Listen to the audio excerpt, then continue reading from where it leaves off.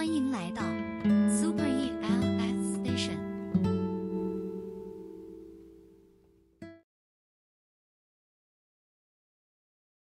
遇见，在书中遇见未知的自己。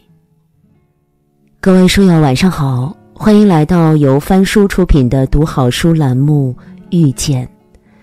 那今天呢，给大家解读的是作家福克纳的小说《喧嚣与骚动》。这本书以4个人物的不同视角，将同一个故事讲了4遍，创作手法之大胆，风格之独特，被福克纳认为是自己最伟大的作品。1949年，美国作家威廉·福克纳的小说《喧嚣与骚动》获得了诺贝尔文学奖。当时的诺奖颁奖词中提到，福克纳对人心的深入探究，在英美文学中的表现可谓无出其右。他独特的写作手法深深影响了此后的许多诺奖作家，马尔克斯把他视作精神导师，略萨、莫言等创作中也都有福克纳的影子。小说从多个人物视角讲述了美国南方没落地主康普生一家的家族悲剧。在时代变迁之时，他们每个人都困顿不已，止步不前，最终一步步走向衰落。他用现实的答案告诉我们，人生因经历而有意义，放不下过去，注定走不到未来。1. 无法重塑的价值观是一切悲剧的根源。老康普生一家祖辈上曾是美国显赫一时的望族，随着南方的日益衰败与落后，预感到安宁的庄园生活终究有一天要衰亡，老康普生表现出的极度的悲观。他每天喝得酩酊大醉，深陷于怀旧的痛苦情绪里无法自拔，丝毫不去想怎样带领家族做出改变。康普生太太曾经是南方贵族家的小姐，如今也只是自私幽怨的哀叹自己命运悲苦，也从不去关心丈夫和孩子。夫妇俩常会因为琐事吵架，家庭的氛围可想而知。他们有4个孩子，长子昆丁，女儿凯蒂，次子杰生，最小的儿子班吉是个傻子。凯蒂曾是个纯洁勇敢、充满爱心的女孩，她与哥哥昆丁感情深厚，对弱智的弟弟班吉也关爱有加。可是家里却没人给过凯蒂温暖，于是缺爱的凯蒂日益渴望爱。她与一个男人私下交往，结果未婚先孕，这让整个家大惊失色。为了家族颜面，康普生夫妇急忙为女儿找了个不明真相的有钱人。事情败露后，凯蒂惨遭抛弃。她背负家族荣誉破坏者的角色，受尽父母冷落嫌弃。于是在生下私生女小昆丁后，凯蒂选择狼狈逃离，从此堕落为生。凯蒂被迫嫁人离开，其实正是这个思想僵化的家庭过分看重荣誉的牺牲品。时代在进步，如果人的思想还停留在过去，结果往往导致悲剧。没有一种价值观是一成不变的，我们能做的是不断更新自己的思想，以适应新的变化。生活中也会有这样的人，一旦面临新的挑战，就敏感自卑，觉得生活没有希望，却不想做出改变，反而让生活陷入了困局。很认同一段话：每片海都沉浮着不同的景致，也翻滚着各自的危险。不敢冒险，只求平安，人就成了生活的懦夫。只有重塑积极的价值观，让思想有所顿悟，才能实现身心的蜕变。2. 执念越深，灵魂越虚无。哥哥昆汀与凯蒂儿时感情很好，这是他无法接受妹妹凯蒂因失贞而让家族蒙羞的现实。作为庄园主阶级最后一代的代表者，一种没落感始终追随着他。昆汀深受父亲老康普生悲观思想的影响，人脆弱又消极。不仅如此，从小在这种家庭氛围中长大，他爱康普生家的荣誉感，也渴望完成自己的使命。妹妹凯蒂的失贞违背了他坚守的传统价值观念，这对于昆汀来说是致命的绝望。他偏执地认为家族最后的尊严也失去了，因此发疯般的想要弥补。他一会儿想要带凯蒂逃离家庭，一会儿想要与妹妹一起自杀，一会儿又要找到男方要求决斗。这一切想法都未能如愿，他只能心灰意冷地旁观，饱受内心煎熬。他多么渴望回到过去啊！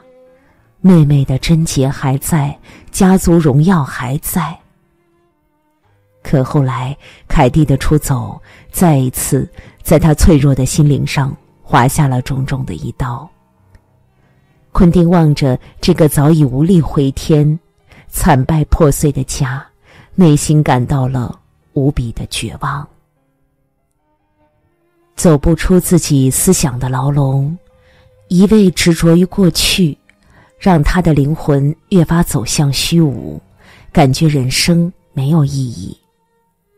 最终他选择舍弃一切，凄然地走到河边，纵身一跃，结束了生命。一个人之所以痛苦，在于追求心中的执念，执念太深，就很难自拔，无法喘息，无法得到进步。想起《百年孤独》中说，要记住，回忆是一条不归路，一切以往的春天已不复返。面对新的考验，与其迷茫消沉，不如放过自己，勇敢向前看。过去再美好，也已成为了历史，一味回望，便没了前进的动力。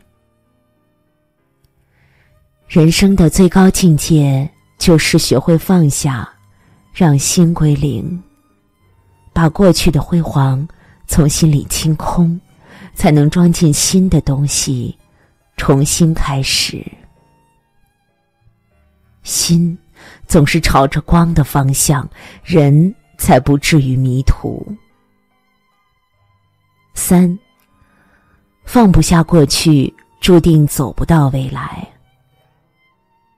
卢普拉特说，过去的辉煌只属于过去，而非将来。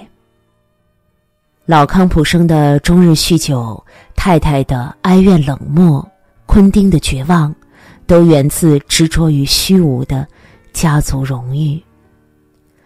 他们封建、偏执、迂腐、无爱，每个人的人性和内心深处都充满着冲突和矛盾。老康普生曾给儿子昆汀一块祖辈流传下来的手表，他说，我把表给你，不是让你记住时间，而是你可以偶尔忘记时间，更不要想去征服它。他一方面希望儿子能担起振兴家族的责任，为体面的名声不惜把家里最后一块土地卖掉，来换取昆丁上大学的费用，对他寄予希望。另一方面又用这种悲观的情绪和价值观念影响着昆丁，用一种宿命的消极传递着人生的无奈和悲凉。所以在昆丁眼里，周围都那么令人窒息绝望。要想留住过去的美好，只有让时间停止运转，而只有结束生命，也才能让时间永恒地停留。凯蒂的离开，昆丁的自杀，让本来就摇摇欲坠的康普生家族雪上加霜。随着老康普生夫妇的相继去世，祖宅被性格贪婪暴躁的次子杰生卖掉了，弟弟被他送到精神病院，从此这个家族彻底败落了。这个悲伤的结尾带给我们的不只是感慨，更有深思。世事无常，没有完美的人生，也没有永远称心的生活。当外部的环境改变，我们该如何调整自己？是就此沉沦堕落，还是选择迎难而上？哲学家艾比克泰德曾说，我们登上并非我们所选择的舞台，演出并非我们所选择的剧本。我们能做的就是努力把剧本演完，过程中肯定有痛苦，但在痛苦中也会有精彩。人生的剧本我们无法选择，却可以选择以何种态度来面对。如同船行大海，既有风平浪静之时，也会有波涛汹涌的危急时刻。既然躲不过，不如想办法穿越过去。过去的一切已永远逝去，再踟蹰不前没有任何意义。放得下过去的人，才能走向光明的未来。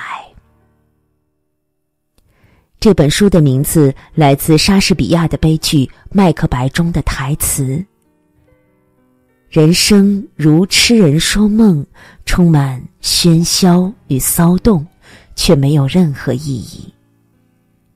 其实生命的意义就是与自己内心的一场对话，你想要赋予它什么意义，答案都在自己手中。